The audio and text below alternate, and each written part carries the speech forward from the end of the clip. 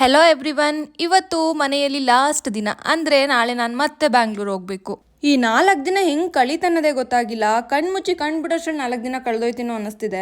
ಈ 4 ದಿನದಲ್ಲಿ ಒಂದಿನ ಹಬ್ಬ, ಇನ್ನೊಂದಿನ ಹೊಸದಡ್ಕು, ಇನ್ನ 2 ದಿನ ಎಕ್ಸ್ಟ್ರಾ ಇತ್ತು. ಬಟ್ ಏನ್ ಮಾಡ್ದೆ ಅನ್ನೋದೇ ಗೊತ್ತಿಲ್ಲ, ಹಂಗೆ ಟೈಮ್ ಕಳೆದೋಯ್ತು. ನಾಳೆ ಮತ್ತೆ ಬೆಂಗಳೂರು, ಅದೇ ಲೈಫು, ಅದೇ ಕೆಲಸ, ಅದೇ ಡೈಲಿ ರೂಟೀನು. ಮತ್ತೆ ಇನ್ಯಾವಾಗ ಲಾಂಗ್ ವೀಕೆಂಡ್ ಸಿಗುತ್ತೋ, ಮತ್ತೆ ಯಾವಾಗ ರಜೆ ಸಿಗುತ್ತೋ ಅಂತ ಕ್ಯಾಲೆಂಡರ್ ನೋಡ್ಕೊಂಡು ಕೂರೋ ಆಗಿದೆ ನನ್ ಕತೆ. ಇದ್ರ ಮಧ್ಯ ಬೆಂಗಳೂರಿಂದ ಮೈಸೂರಿಗೆ ಬರ್ಬೇಕಿದ್ರೆ ನಾನು ಆಲ್ರೆಡಿ ಪ್ಲಾನ್ ಮಾಡ್ಬಿಟ್ಟಿದ್ದೆ 4 ದಿನದಲ್ಲಿ ಈ ಕೆಲಸ ಮಾಡ್ಬೇಕಂತ. ಆದ್ರೆ ಆ ಕೆಲ್ಸನ ಯಾವ್ದನ್ನು ಮಾಡ್ದೆ. ಈಗ ಆ ಕೆಲಸ ಎಲ್ಲ ಪೆಂಡಿಂಗ್ ಅಲ್ಲೇ ಉಳಿದಿದೆ. ನಂದಂತೂ ಯಾವಾಗ್ಲೂ ಇದೇ ಕತೆ ಆಯ್ತು. ಬೆಂಗಳೂರಿಂದ ಮೈಸೂರಿಗೆ ಬರ್ಬೇಕಿದ್ರೆ ಯಾವಾಗ್ಲೂ ಏನಾದ್ರೂ ಅನ್ಕೊಂಡ್ ಬಂದಿರ್ತೀನಿ, ಆದ್ರೆ ಯಾವ್ದನ್ನು ಮಾಡಕ್ಕಾಗಲ್ಲ. ನಂದ್ ಯಾವಾಗ್ಲೂ ಇದೇ ಆಯ್ತು. ಅದನ್ ಬಿಡಿ. ಇವತ್ತು ಬೆಳಗ್ಗೆ ಎದ್ದ ತಕ್ಷಣ ಬ್ರಷ್ ಮಾಡಿ, ಫೇಸ್ ವಾಶ್ ಮಾಡಿ, ಶೀಟ್ ಮಾಸ್ಕ್ ಹಾಕೊಂಡೆ. ನಾನು ಡೈಲಿ ಏನ್ ಸ್ಕಿನ್ ಕೇರ್ ರೂಟೀನ್ ನ ಫಾಲೋ ಮಾಡ್ತೀನಿ, ಅದೇ ತರ ಇವತ್ತು ಕೂಡ ಸ್ಕಿನ್ ಕೇರ್ ನ ಮುಗಿಸ್ಕೊಂಡು 1 ಗ್ಲಾಸ್ ಬಿಸಿನೀರ್ನ ಕುಡ್ದು, ಹಾಗೆ ರಾಗಿ ಗಂಜಿನ ಮಾಡಿದ್ರು, ರಾಗಿ ಗಂಜಿನ ಕುಡ್ದೆ. ಇದು ದೇಹಕ್ಕೆ ತುಂಬಾನೇ ತಂಪು ಅಂತ ಹೇಳ್ತಾರೆ. ಇವಾಗಂತೂ ಸಮ್ಮರ್ ಆಗಿರೋದ್ರಿಂದ ನಮ್ ಬಾಡಿಲಿ ತುಂಬಾ ಹೀಟ್ ಪ್ರೊಡ್ಯೂಸ್ ಆಗುತ್ತೆ.